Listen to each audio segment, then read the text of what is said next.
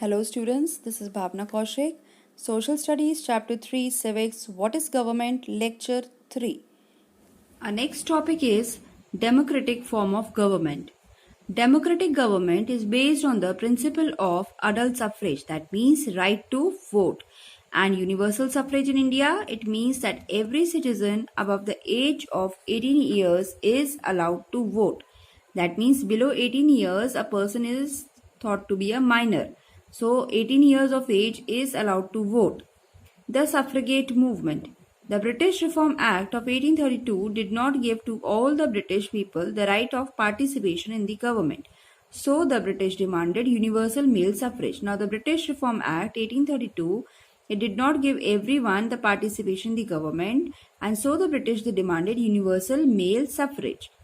Before the late 19th century, no women had the right to vote in any political election. Now, before 19th century, no women had the right to vote in political election. Women fought for the rights all over the world. Protest movements were launched for the rights. Now they started fighting.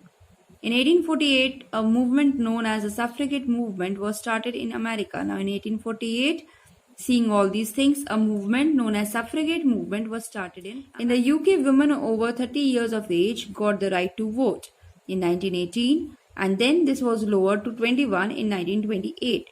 Now in UK, the women who were 30 years of age, they got the right to vote in 1918, and then slowly this age was lowered to 21 in 1928. Similar struggles went on in all the English-speaking countries.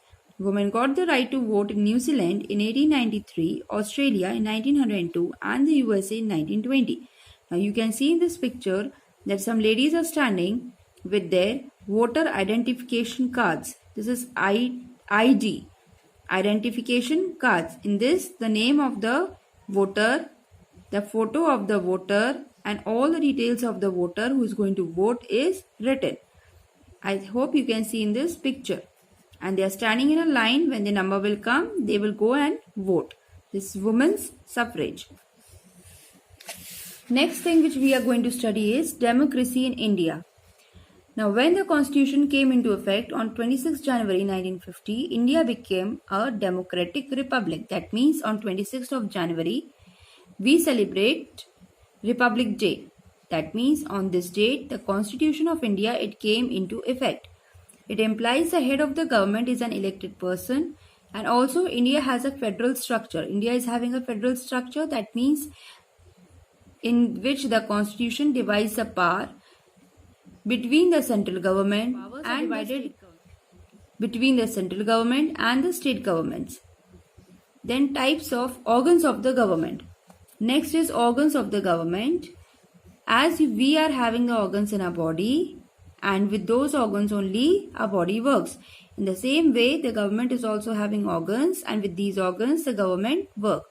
The constitution makers wanted a strong and fair national government to protect individual freedom and prevent the government from abusing its powers.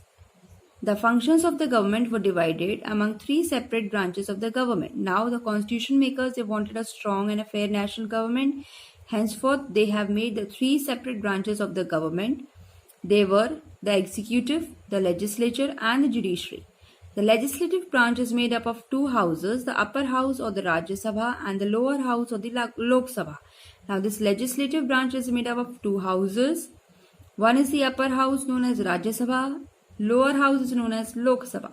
The Lok Sabha is also called the House of Representatives as it is directly elected house. Now this house, the Lok Sabha house, is also known as House of Representatives. The person who represents is known as representatives because it is directly elected. It is a directly elected house. Next is the executive branch. This legislature also make the laws. Its work function is to make the laws.